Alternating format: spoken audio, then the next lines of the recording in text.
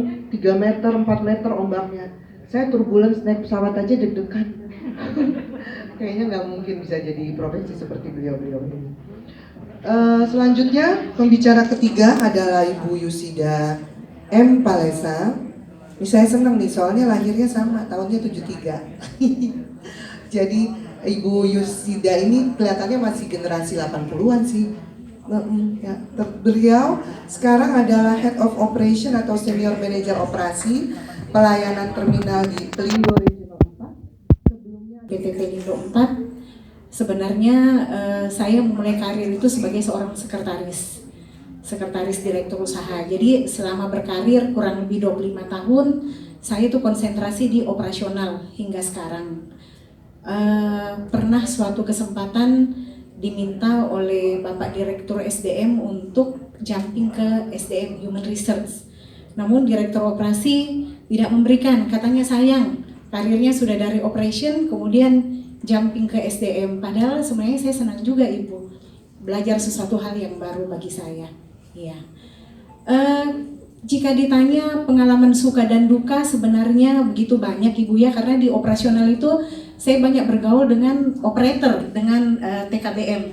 Jadi saya mencoba bagaimana menjaga produktivitas kinerja suatu pelabuhan itu berjalan dengan baik.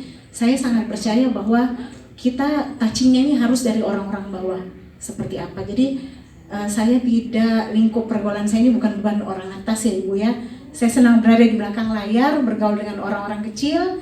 Saya sering turun ke lapangan, mungkin sekedar membawa gorengan, tetapi berbicara dari hati ke hati dengan mereka.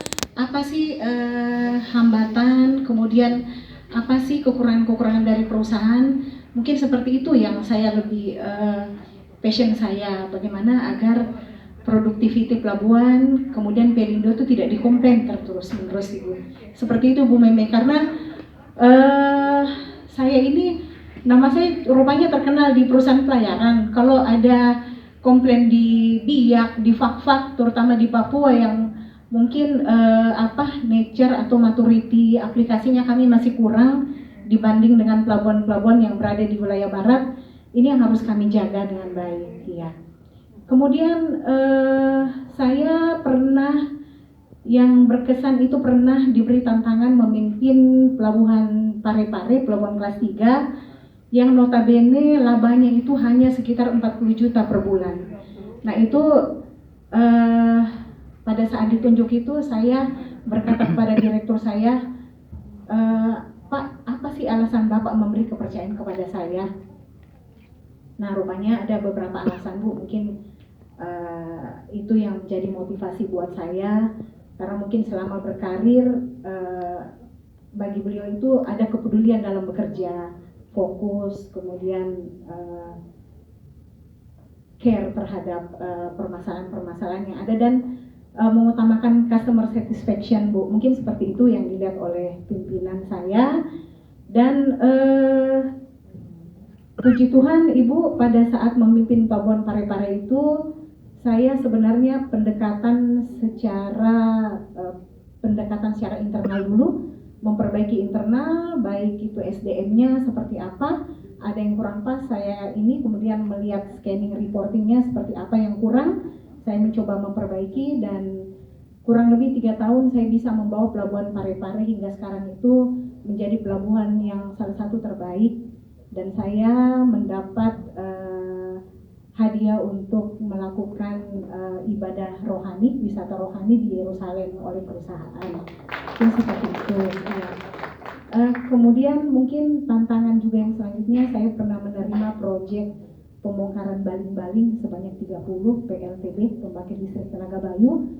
Di situ tantangannya sungguh luar biasa Ibu, karena pertama PLTB ini hampir melakukan kegiatan bongkar muat itu di pelabuhan ini, mohon maaf, pelabuhan UPP. Ya seperti itulah ininya Bu ya, harus melakukan pendekatan, negosiasi, dan saya berhasil mendapatkan full kegiatan PBM bongkar muat yang memang nilainya itu sangat fantastis bagi pelabuhan kecil.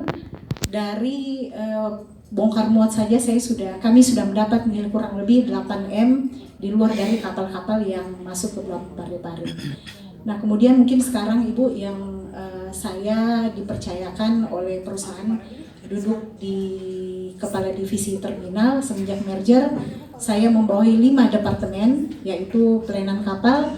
Jadi Ibu Nani ya, saya pernah juga naik kapal Bu, karena begitu saya terjun di operation, saya harus total. Jadi saya pernah juga sebagai pandu, jadi naik pakai tangga monyet, kemudian naik gangway ya, dijemput. Kemudian juga saya pernah mungkin naik ke CC juga, cuma ingin merasakan seperti apa sih teman-teman di operasional ini. Dan saya bisa mewakili mereka dari lapangan berbicara di depan bersama tingkatan manajemen yang lebih tinggi. Iya. Dan sekarang kebetulan sejak merger saya bertugas di kepala divisi operasi, membawahi 5 departemen, kapal, terminal barang, peti kemas, HSSE, reporting, roro dan penumpang. Iya. Mungkin saya percaya bahwa sebenarnya kunci kita bekerja itu adalah bagaimana kita membangun hubungan yang harmonis, kemudian vertikal horizontal harus seimbang. Horizontal itu teman-teman bekerja, kemudian vertikal itu ke atasan, kita tetap harus menjaga attitude kita, etika kita selama bekerja. Dan saya percaya bahwa ketika